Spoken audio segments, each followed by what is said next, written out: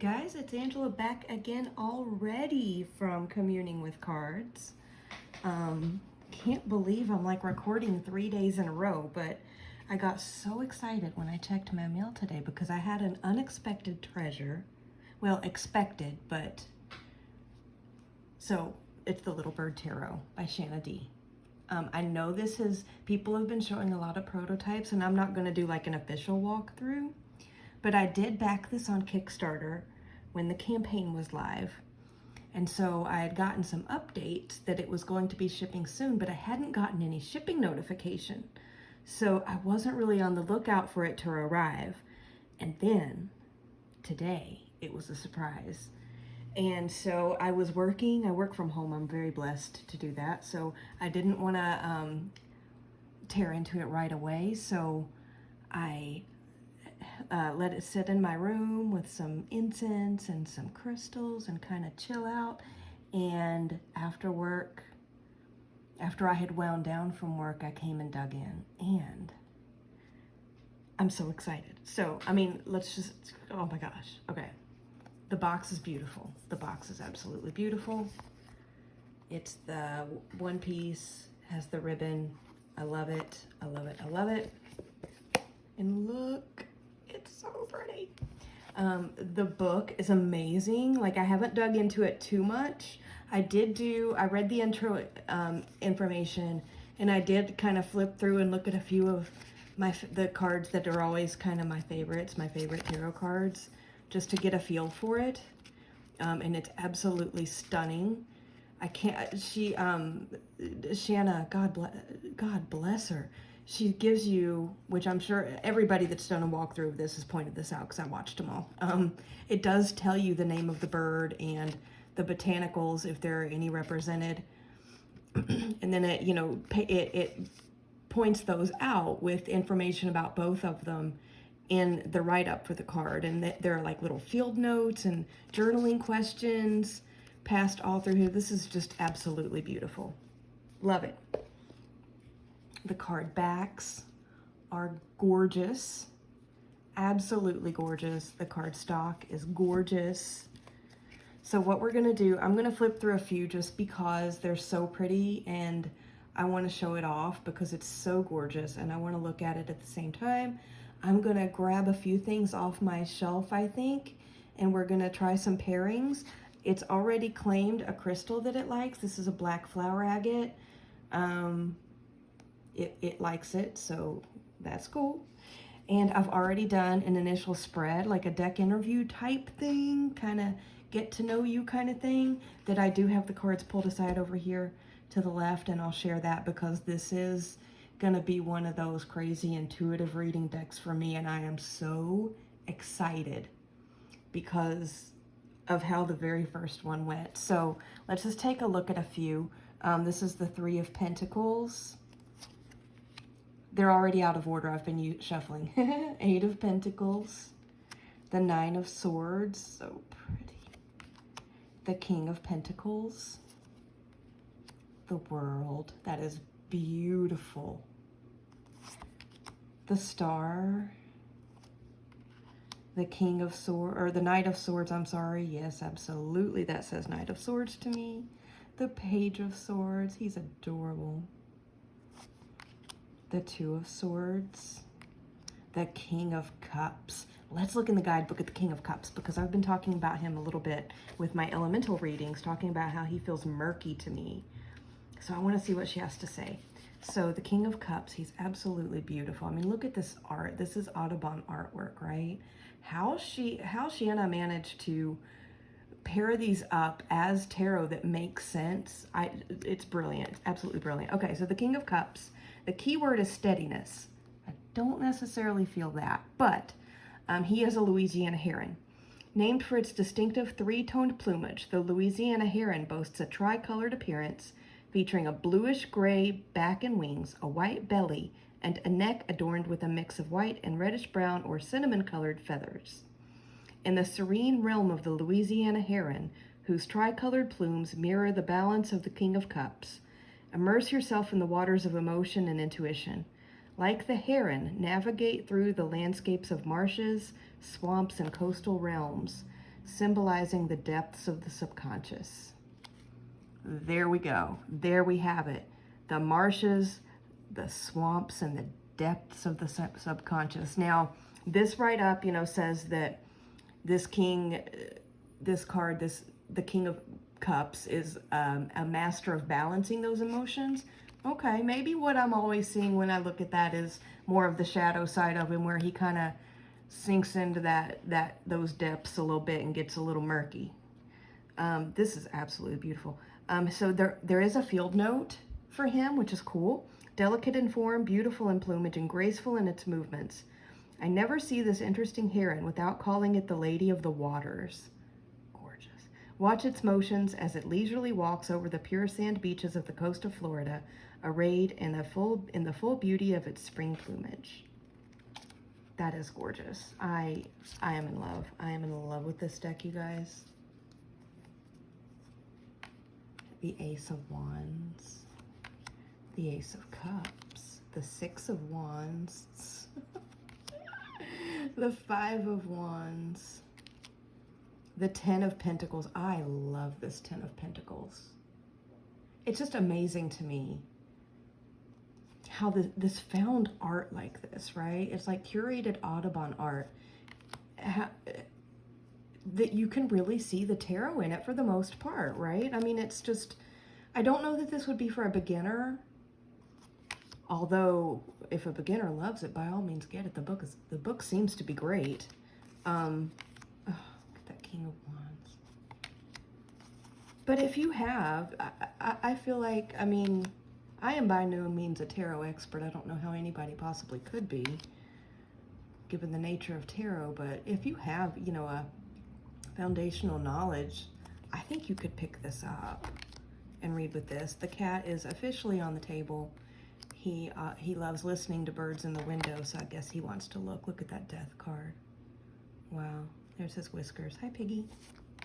Anywho, I want to grab a few things and try to pair this because I have some ideas. I should have had them over here and I don't, so hang on just a second.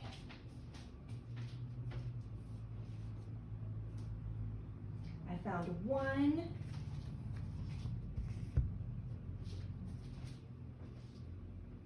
And, oh, I know what I want to do. Okay. Oh, one more. Okay. So I have 3 decks that I just grabbed off the shelf that I want to try and pair with this. I have an Oracle and 2 other tarot decks. I actually have another tarot deck on the way that I ordered specifically to go with this when it came in, but it's not here yet, so I'll do a follow-up. Or maybe another deck pairing play date video or something like that. The first one I want to try is the Oracle of Roses by Sherilyn Darcy. It's an oracle. So let's flip this into 2. I am not going to deep read except for to show you a little bit of my intro card pull. Okay, so we've got the Tower, the Rescuer from the Modern Garden, and the 7 of Swords. Yeah. Oh, wow, what a message. The 3 of Cups, the Sun, and the Jester. Oh my goodness. Okay, so the Sun, that positive energy coming down, although not in a heat wave, please. The 3 of Cups, people celebrating and maybe partying and getting together. And then the Jester from the Modern Rose Garden, kind of playing harmless, fun tricks and games. I love it. Okay, the 4 of Wands, the 2 of Cups, and the Architect from the Wild Rose Garden. The Page of Cups, the 7 of Pentacles, and the Outsider. I could work with this. Oh, I think this is going to be a great pairing. The Hermit, the Queen of Wands, and the Companion. Let's do 2 more, and then I'm going to move on. Death, the Ancestor, and the Knight of Pentacles. No words. Yeah, this is gonna be a pair. It's gonna be okay. I'm gonna do 2 more because I want to see the card underneath this one. The Wheel of Fortune, the 4 of Cups, and the Heart. Okay, so the 4 of Cups traditionally is seen as that kind of ennui, kind of disenchanted energy of the suit of water. The Wheel of Fortune is a turning, and we've got the heart. So turning from that Four of Cups into the opening up of the heart. That's beautiful. Okay, one more. Knight of Cups, the Priest, and the Five of Cups. Oh my goodness. The Five of Cups, you know, is, the Five of Cups, the what might have been card, right? Kind of the being stuck in regret and disappointment. And then the Knight of Cups comes in with these gorgeous feathers and doesn't act as a priest, but he kind of comes in and brings some hope to that. I love this. This is a beautiful pairing. It will be recurring in my practice, I can already tell. Now I'm actually going to put this stack back together because I'm going to pull 2 tarot decks. And I kind of want the little bird with these 2 pairings to kind of sit in the middle. I think, we'll see. I might change my mind. So the first one I'm pulling out is the Black Violet. This is going to be a little stark for people because this one is black and white, whereas this one has kind of the cream colored linen, like tea stained look kind of. But I want to see, I have a feeling these might talk together well. So we already looked at that Five of Cups. Okay, so the Eight of Swords, the Moon, and the Devil. Yes. Yes. Okay, the Queen of Cups, the Fool, and the Queen of Cups, the Star, with the Fool in the middle. Okay, maybe. The Fool, the Moon, and the Nine of Wands. Let's do a couple more. I'm not sure about this pairing. The Three of Wands with the Five of Pentacles and the Five of Cups. Okay, maybe not. That's okay. I have one more I want to look at. I'm not completely ruling this one out though, but the first attempt, I don't know. Didn't excite me nearly as much as that Oracle of the Roses. Hello, Piggy. Thank you, darling love bug.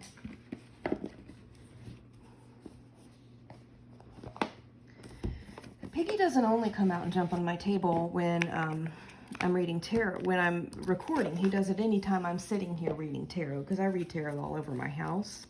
But when I come in here to read, he always wants to be alone. Guess what we got here? We got my lovely haptic. Let me scooch this over a little bit so we're in frame better. Okay, we already pulled that one. The High Priestess, Justice, and the Lovers. Dang, yes. The Six of Cups, the Five of Pentacles, and the King of Cups.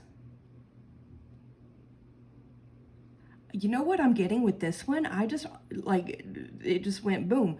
I'm getting, like, remembering a time when you were maybe younger, maybe earlier in your life, and maybe a kind neighbor or a teacher or maybe a grandfather or something did something to help you out and it really touched your heart. Yes, these are speaking to me. These are working. Okay.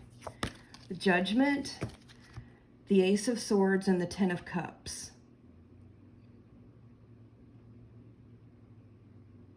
Some kind of a clarification, or I'm crazy reading, y'all. I'm crazy reading. That needs to be a hashtag. Some kind of a clarification or resolution of some kind of a family conflict. That's what I'm getting there. I'm getting all kinds of stuff out of these ones that don't necessarily make sense. Okay, so we've got the Empress, the Eight of Wands, and the High Priestess. Love that High Priestess card. Maybe. Nothing came into the head there, but that doesn't mean it didn't work. Okay, so Page of Cups, Temperance, and Ten of Pentacles. Ooh. Ooh, balancing out. Okay, okay, right away, Temperance. Alchemizing, balancing, harmony, kind of bringing together two parts of a whole, right? The Ten of Pentacles is legacy.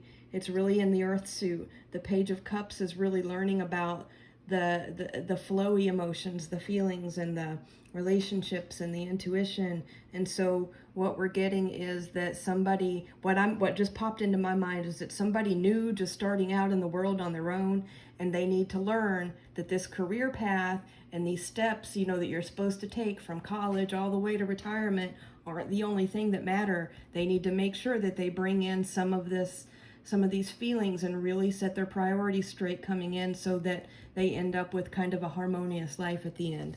I'm crazy reading, y'all. Let's do one more, and then I'm going to show you the spread that I got with my deck interview.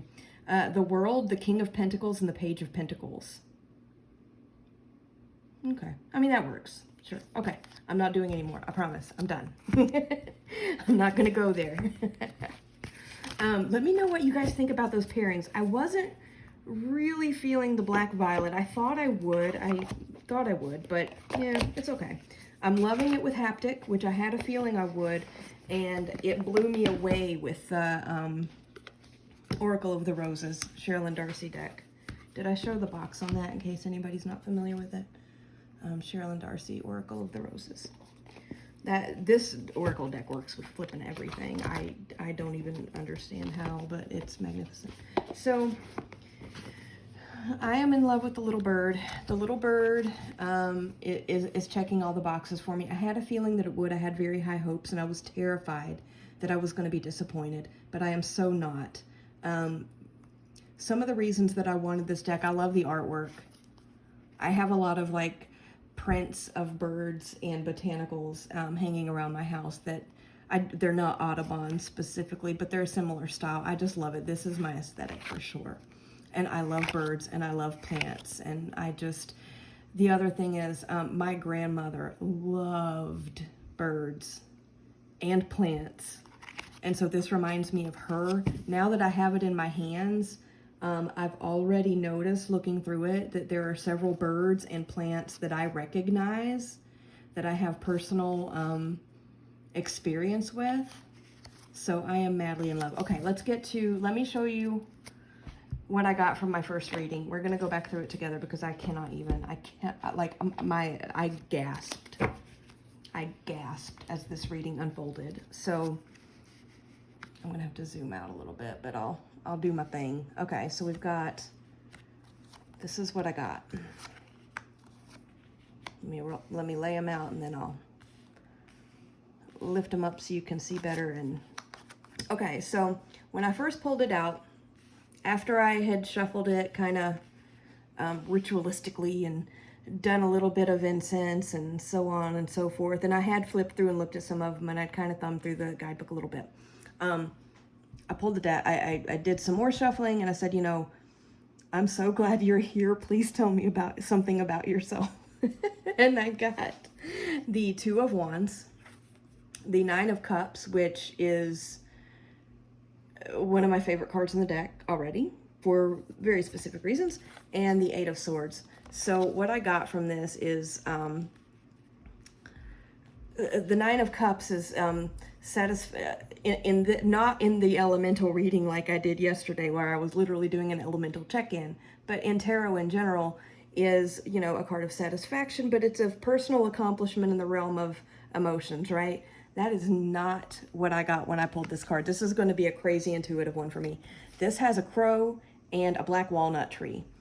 I have black walnut trees that I have a very close relationship with on my property that is constantly hosting crows.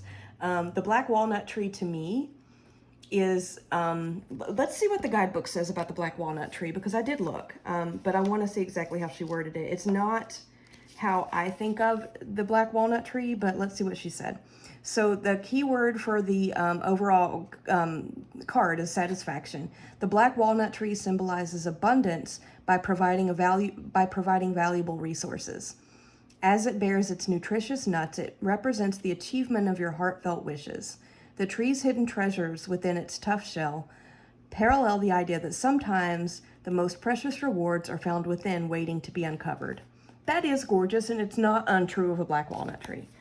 But what I think of with the black walnut tree is strong boundaries and protection of your personal space, because I don't know if you guys are aware of this, but the black walnut tree actually it secretes a chemical or something like that that prevents a lot of other plants from growing around it.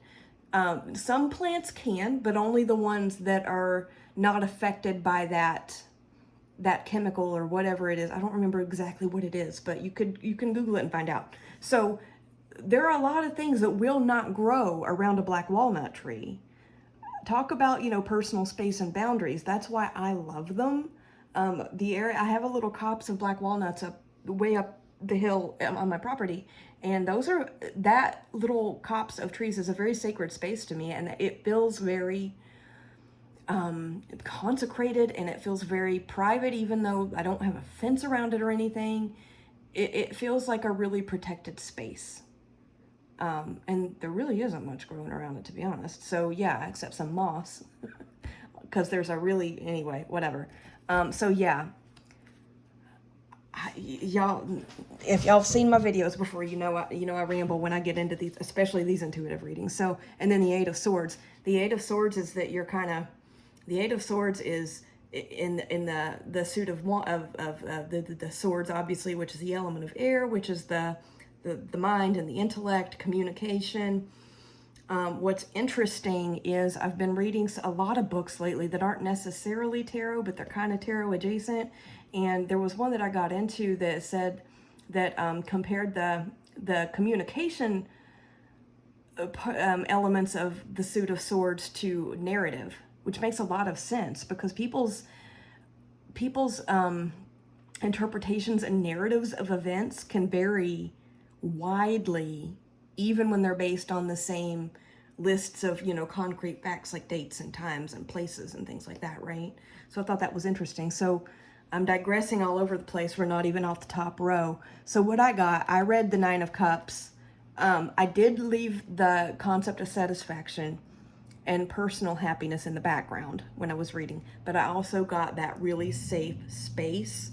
The narrative is, how I read the Eight of Swords, but also as another boundary, because if you think about the traditional RWS in the depiction of the Eight of Swords, you see the figure that's surrounded by the swords, and she's blindfolded, and even though she could step out of that circle of swords, because she's blindfolded, she can't see it. That's a very extreme, well, that's actually the traditional, let's not call it extreme, that's the traditional view of the Eight of Swords, right? But the way that I saw it when I was looking at these cards, which I know is not the quote unquote right way to read tarot, but it's what I got, is I have placed those swords around my property and my personal space as an additional barrier of the black walnut trees and that chemical that they secrete that prevents certain other things from sharing space with them. The Two of Wands. I read this in a very traditional way. That's how it came, is that you're kind of standing, on a balcony, say, or on your front porch or whatever, and you're kind of looking out and you're really comfortable where you are. You love where you are, you're home, but at the same time, you're thinking about what else might be out there, right? You're kind of weighing the option of what else could be out there other than what I know and what I'm used to. So right off, I got this deck telling me all of these wonderful things that just pierced my soul with happiness. So then I asked it, how are you going to deliver your messages to me? Like, how are you going to read? And I got the Queen of Pentacles and the Nine of Pentacles. Queen of Pentacles, Water of Earth. Nine of Pentacles, my favorite card in the tarot, which is the one which in the RWS has the lady, it's usually depicted as a female, in her garden with no other humans, and she only talks to a bird. I love it so much. It is my fierce independence and my aggressive introverted nature that I love about the Nine of Pentacles. So with these two cards, I asked it, how are you going to give your messages to me? And basically what I got, both of these are earth-based cards, right? A little bit of water coming in with Queen of Pentacles, and I got trust what you know. That's what I got, is trust what you know. When you see the Nine of Cups and you read it as boundaries and consecration of personal space and protection of personal space, rather than the tarot book definitions of the Nine of Cups, go with it. you know what things mean to you, read them that way. It's telling me to read intuitively based on what I know about some of these images, some of the plants and the birds and even the colors, and goodness knows what else I'm going to pick up on this over time. So it told me to read intuitively, go with what I know, and don't worry about what tarot books will tell me. And then I asked it, what have you come to teach me? I always like to ask decks that, and sometimes I follow up on it and sometimes I don't. But I got the Seven of Cups and the Four of Pentacles, and the first thing that popped in my mind was there's no place like home.